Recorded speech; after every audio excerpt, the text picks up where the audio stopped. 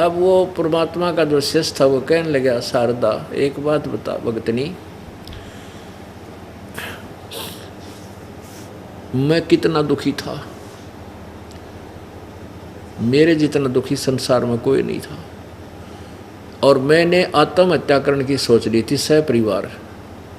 एक ऐसे ही परमात्मा के भगत ने आकर मुझे बताया कि आप हमारे गुरुजी के पास चलो।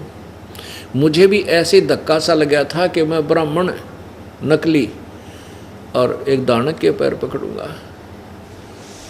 फिर उस भगत ने बताया कि भगवान, आप मानते हो परमात्मा किसी भी रूप में कहीं भी आ सकता है, और आपको ये पता लग जाए कि ये दानक जो है ये भगवान है, तो आप क्या करोगे? कहने लगे भगवान है तो हम अवश्य जाएंगे, लेकिन दानक भगवान नहीं, दुल्हा भगवान नहीं हो सकता। मैंने भी बहुत वाद विवाद किया था और मरा पड़ा था, सारे दुख ऊपर थे, लेकिन फिर भी इस मान बढ़ाई, इस ब्राह्मणपण ने मेरे को कति आकड़ बना रखा था। मेरे सामने कोई विकल्प नहीं रहा मृत्यु के अतिरिक्त। तब मैंने उस भगत की बात को स्वीकार किया और परमेश्वर कबीर जी के चरणों में गया। उसी दिन से मुझे राहत मिलनी प्रारंभ हुई, और मेरे रिश्तेदार ये ब्राह्मण जिनको तू अपना मानती है, ये के कहेंगे, इन्होंने मुझे 10 पैसे 10 रुपये देना बंद कर दिया था। रिश्तेदार भी मुंह मोड़ कर बैठ जाते थे, दूर से देखते उसकी शक्ल बदल जाती थी कि ये कंगाल आ गया, 10 रुपया ने सेध देगा, पैसे मांगन आया होगा। और आज मेरी वो स्थिति है कि वो रिश्तेदार मेरे से मांगने आ रहे हैं, और मैं सहर्ष उनको बगैर ब्याज के देता हूँ। मैं तो ब्याज से भी लेने जाता था तो भी नहीं देते थे। और मैं आपसे विनम्र प्रार्थना करता हूँ, क्योंकि आप हमारी नाती हो, आप जन्म बर्बाद मत करें। आज तू ब्राह्मणी है, कल न के बेरा कौन सी जूनी में जाएगी, गधी बनेगी, कुतिया बनेगी, फिर ये ब्राह्मण तेरी जाति यहीं दरिद्राई रह जाएगी। ऐसे करड़े करड़े वचन और सत्य वचन बताकर वो उठ कर चल पड़ा कि मैं तो तेरा पानी भी ना पीऊँ, तो इतनी नफरत करती है भगवान से। उठ कर आ गया। अब फिर शारदा ने सोची, भाई बात तो कुछ न कुछ है, क्योंकि और भी परमात्मा भेजता रहता अपने संदेशवाहक, अपना संदेश भिजवाता अपनी आत्माओं के पास। एक दो ने और ऐसा ही कहा, तो शारदा ने सोची कि अब के अगर आसपास, मेरे घर के आसपास कोई सत्संग होगा तो मैं परीक्षार्थ जाऊंगी, अपने मुंह पर घूंघट काट कर जाऊंगी, कोई पहचान ना ले कि मैं बामणी हूँ। क्योंकि कबीर परमात्मा के पास तो अधिकतर जुलाहे लोग या अन्य छोटे मोटे जो गरीब से व्यक्ति होते थे, दूसरी जाति वाले, वह भी आते थे। तो उसने सोचा कि मैं अपना ऐसा वेशभूषा बनाकर जाऊंगी, मुझे पहचान ना ले कोई कि ब्राह्मणी आ गई। और यदि कबीर जी ने मेरे सिर पे हाथ रखा और मैं स्वस्थ होगी, मुझे राहत मिल गई, तो मैं चरण पकड़ लूंगी, समाज न नहीं देखूंगी। अब परमात्मा कहते हैं, सो छल छिद्र मैं करूं अपने जन के काज, अरण्यक सिपू जो मार दूं नरसिंह धर लूं साज। तो उस परमात्मा का संदेशा मिला शारदा को। क्या मिला कि शारदा आज यहाँ एक कबीर नाम का संत आ रहा है और वो सत्संग करेगा, चल लगी सत्संग में। अब उसके तो कान खड़े हो गए। उसको तो कह दिया कि ना हम ना जाया करा दानका के सत्संग में, हम तो ब्राह्मण हैं। फिर उसने क्या किया कि अपना वेशभूषा बदली, घूंघट काटा, मुंह पर पल्ला डाला। पहले पर्दा रिवाज थी, घूंघट की रिवाज थी तक सभी का। और जहाँ परमात्मा एक आसन पर बैठे थे तख्त पर, और वहाँ उसमें लाइट बिजली नहीं थी, जोत जलाया करते हैं देसी घी की, जैसे हम जलाते खड़ी अमर जोत, उससे रोशनी भी होती थी रात्रि के समय, और एक ये हवन का काम भी करती है। ऐसी उस ज्योति का टिमटिमाता चांदना था, रोशनी थी। और सभी भक्त आकर के परमात्मा कबीर जी से आशीर्वाद पा करके अपने अपने स्थान ग्रहण करके सत्संग सुनने के लिए विराजमान हो रहे थे। वह शारदा भी भेष बदल कर आएगी और मुंह पर पल्ला डाली रखा था। ज्यों ही आकर के परमात्मा कबीर जी के चरणों में शीश रखा, जैसे अन्य बहन बेटियां भाई रख रहे थे, और परमात्मा ने उसके सिर पे हाथ रख कर कहा कि हे शारदा पंडितानी, आज दानक के पास क्यों कराएगी तू। अब ज्यों ही उस परमेश्वर ने उसके हाथ रखा सिर पे, उसका वो दर्द दूर हो गया, वो दुख निकत्ती खत्म हो गया, जैसे था ही नहीं। एकदम इतना हल्का पुल्का शरीर हो गया। और ऊपर से परमात्मा ने चोट मार दी कि तू पंडितानी होकर और एक दानक के पास चरण छूना आएगी, तने क्या कहेगी दुनिया। परमात्मा ने पहचान ली तो और शर्मिंदा होगी कि सचमुच ये अंतर्यामी भी है, और दुख दूर हो गया। वहीं चरण पकड़ दिए और अपने अपशब्दों की बहुत ही याचना की, अक्षमा याचना की, प्रायश्चित किया कि परमात्मा मुझे नहीं मालूम था आप सचमुच भगवान आए हो। कहते हैं जिसका जिससे दुख दूर हो जाए उसके लिए वो परमात्मा तुल्य हो जाता है। और जब ये दुख किसी से निवारण हो ही नहीं रहा था, भगवान बिना सभी कहे थे इसको तो ये तुम्हारे प्रारब्ध में है, ये तो कट ही नहीं सकता, और वो काट दिया तो वो के था, भगवान था। वो भगवान है, था और रहेगा, कबीर परमेश्वर। अब फिर बैठ गई वह शांति, तो सत्संग सुना, और फिर परमात्मा ने उस प्यारी आत्मा को सभी को सत्संग सुनाया। भाई और बात तेरे काम न आवे, तू संतों शरण लाग रे। के सोवे गफलत में बंदे, जाग जाग नर जाग रे, जाग जाग नर जाग रे। और बात तेरे तो संतों शरण लाग रे। के सोवे गफलत में बंदे, जाग जाग नर जाग रे, जाग जाग नर जाग रे। इस तन सराय में जीव मुसाफिर, करता रहे दिमाग रे। तन सराय में जीव मुसाफिर, करता रहे दिमाग रे। रात बसेरा कर ले डेरा, चले सवेरा त्याग रे, चले सवेरा त्याग रे। और बात तेरे काम न आवे, संतों शरण लाग रे। के सोवे गफलत में बंदे, जाग जाग नर जाग रे, जाग जाग नर जाग रे। उमदा चोला बण्या अनमोला, ये लगे दाग पे दाग रे। उमदा चोला बण्या अनमोला, लगे दाग पे दाग रे। 2 दिन की गुजरान जगत में, क्यों जले बिरानी आग रे, क्यों जले बिरानी आग रे। और बात तेरे काम न आवे, तू संतों शरण लाग रे। के सोवे गफलत में बंदे, जाग जाग नर जाग रे, जाग जाग नर जाग रे। कुबद का चढ़ी चढ़री चित पे, तू होया मनुष्य से नाग रे। कुबद का चढ़ी चढ़री चित पे, तू होया मनुष्य से नाग रे। सूझे नहीं सजन सुख सागर, बिना प्रेम बैराग रे, बिना प्रेम बैराग रे। और बात तेरे काम न आवे, संतों शरण लाग रे।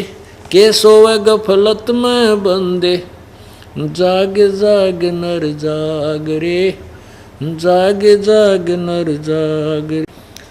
हर सुमरे सो हंस कवावे, यो कामी क्रोधी काग रे। हर सुमरे सो हंस कवावे, कामी क्रोधी काग रे। भौरा न भर में विष के बन में, चल बेगमपुर बाग रे, चल बेगमपुर बाग रे। और बात तेरे काम न आवे तो संतों शरण लाग रे, के सोवे गफलत में बंदे, जाग जाग नर जाग रे, जाग जाग नर जाग रे। शब्द सैन सतगुरु की पछाणी, पाया अटल सुहाग रे, शब्द सैन सतगुरु की पछाणी, पाया अटल सुहाग रे।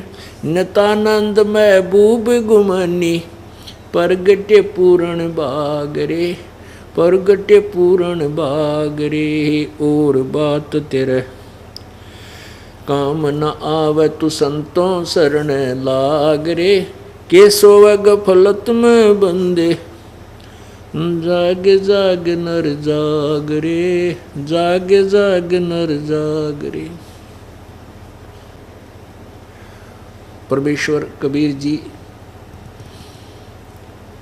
सत्संग के द्वारा अपनी प्यारी आत्माओं को सुना रहे हैं कि ये मानुष जीवन बार बार नहीं मिलता।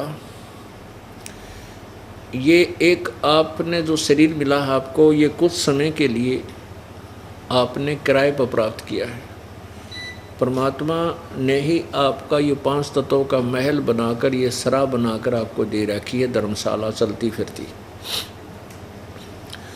और ये आपको कुछ समय के लिए प्राप्त है, जितना आपने किराया दे रखा है इसका, जितने आपके संस्कार हैं।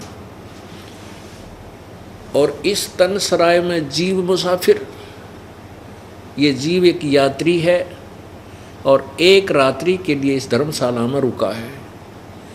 ये जीवन जो है एक रात्रि है, और जब ये जीवन समाप्त होगा तो आपका यो सपना टूटेगा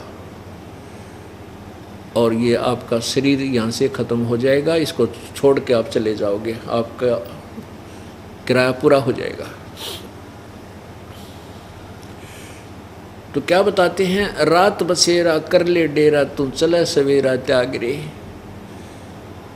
इस मनुष्य शरीर को प्राप्त करके आप गफलत में सो रहे हो। कौन सी गफलत है? अज्ञान रूप अंधकार में और इस मोह ममता की नींद में आप गहरे सो रहे हो।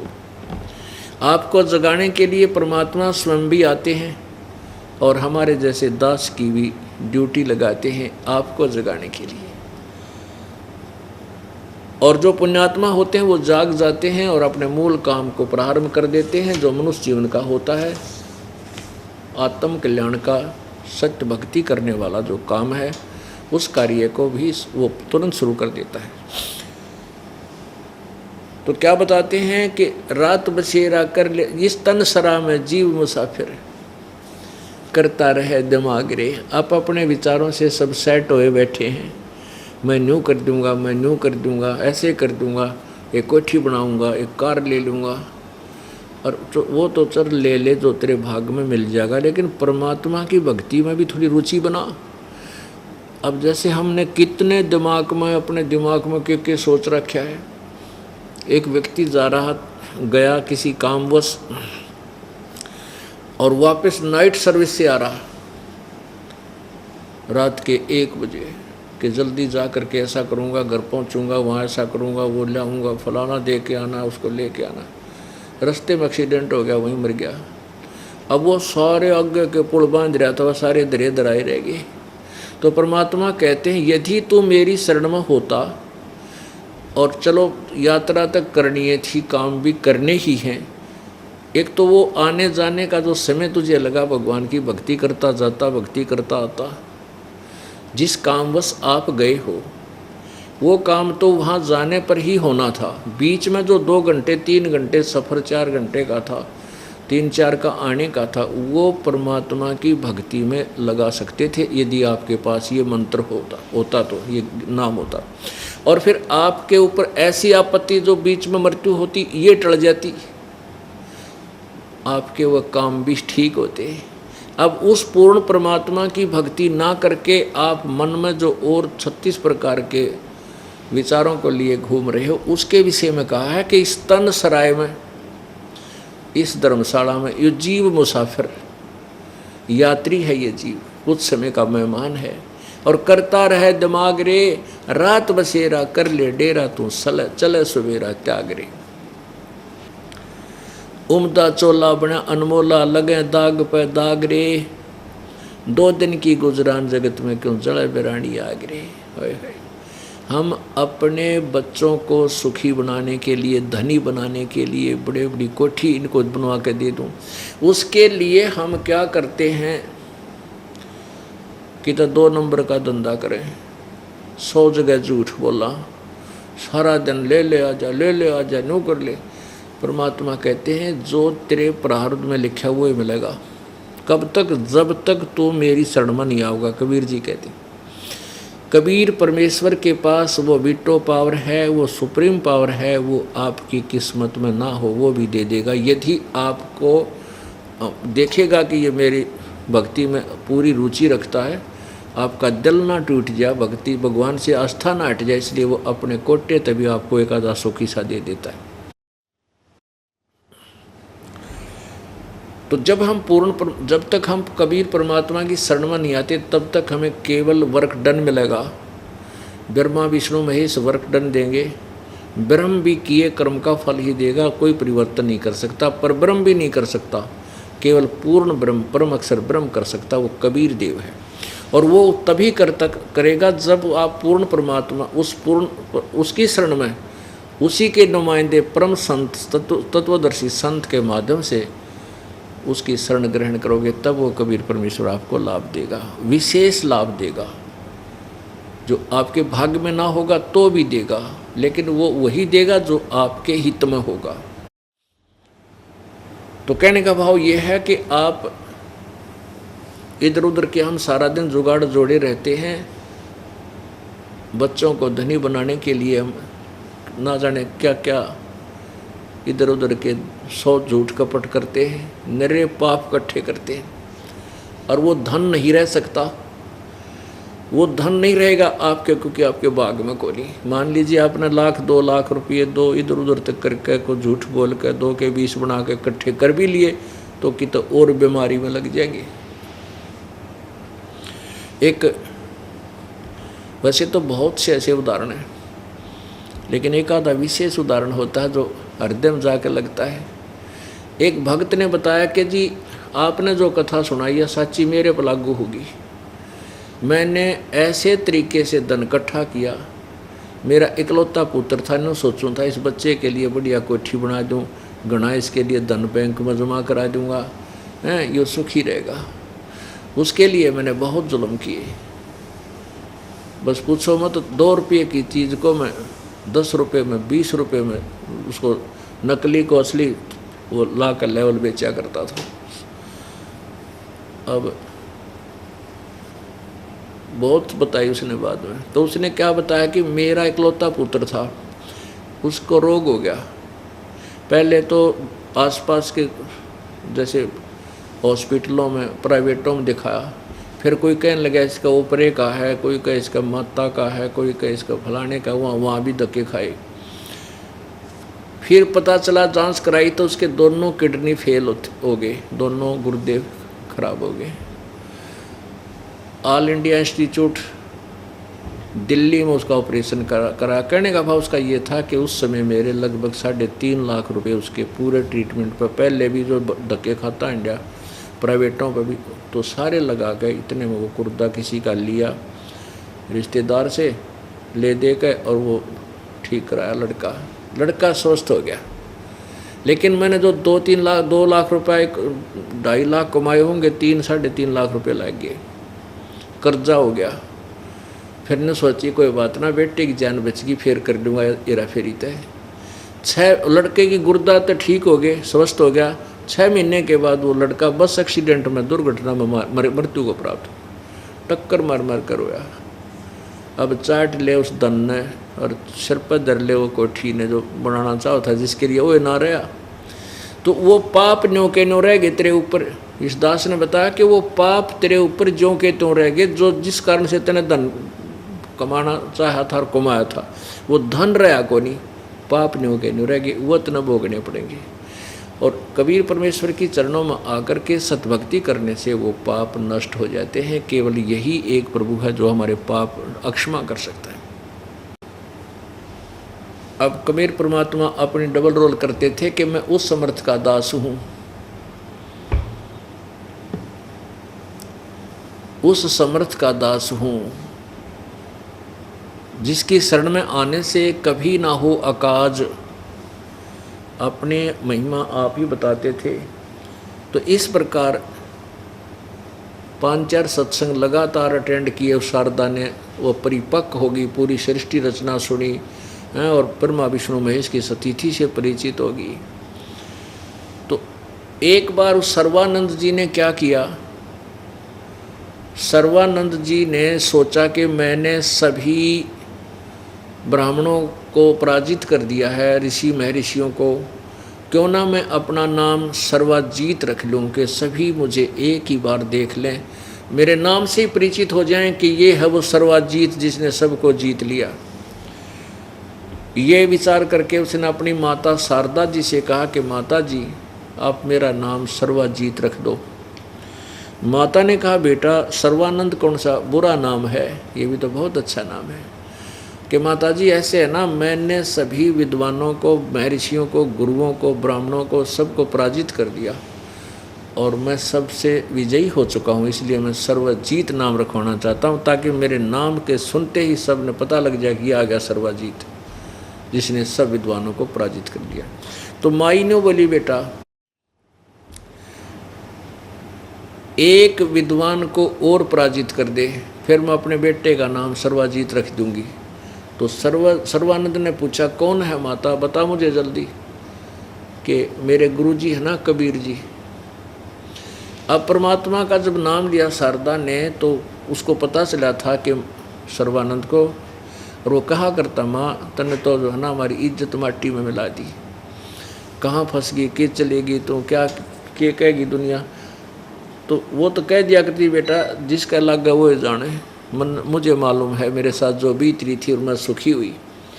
चल माँ को से ज़्यादा विवाद उसने इस विषय में नहीं किया था।